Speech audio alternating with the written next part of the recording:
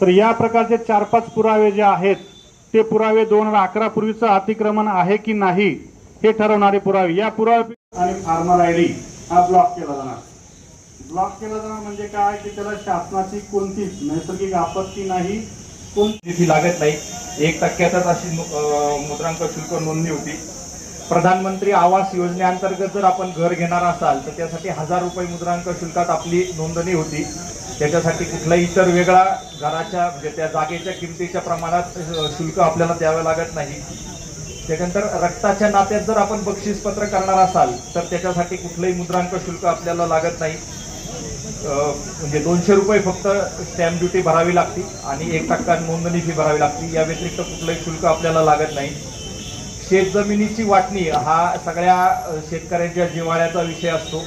अशी शेत जमिनीची वाटणीसाठी 2 पद्धती अवलंबल्या जातात. पहिली म्हणजे तहसील कार्यालयामार्फत कलम 85 नुसार वाटणीपत्र तयार करणं आणि दुसरी म्हणजे आपल्या एकमेकांच्या समझोत्याने एखादा आपण डॉक्युमेंट तयार करणं.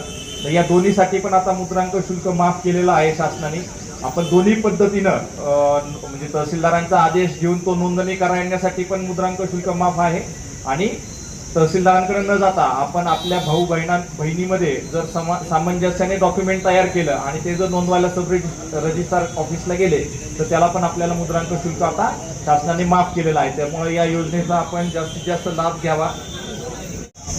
या कार्यक्रम प्रसंगी उपस्थित असलेले या गावचे उपसरपंच देशमुख साहेब, बळीराजा पांढरण रस्ते योजना व आमची SC ST कमिटीचे सदस्य मुकुंद भाऊ नन्नावरे, प्रमुख अतिथी कुलकर्णी साहेब, तहसीलदार सूर्यवंशी साहेब, उपस्थित सर्व अधिकारी कर्मचारी व माझ्या बंधू भगिनी, अशा शिबिराच्या माध्यमातून मिळत असते.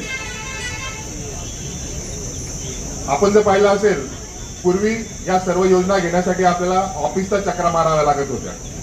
प्रत्येक वेळेस जाऊन अर्ज करणे, पाठपुरावा करणे आणि ते सर्टिफिकेट.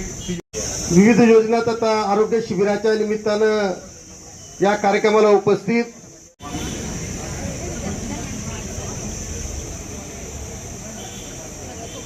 करण्यात आलेली आहे. आपण सर्वांनी या ठिकाणी चहा आणि नाश्त्याचा आस्वाद घ्यायचा असं तालुका प्रशासनाच्या वतीने आपल्याला सगळ्यांना विनंती करतो.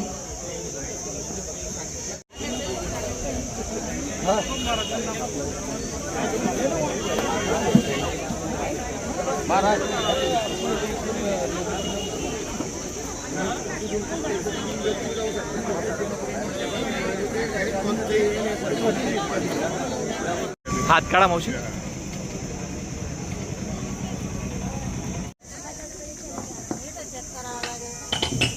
यानंतर आपल्या या कार्यक्रमाचे सन्मानित साथी रमेश बोरसे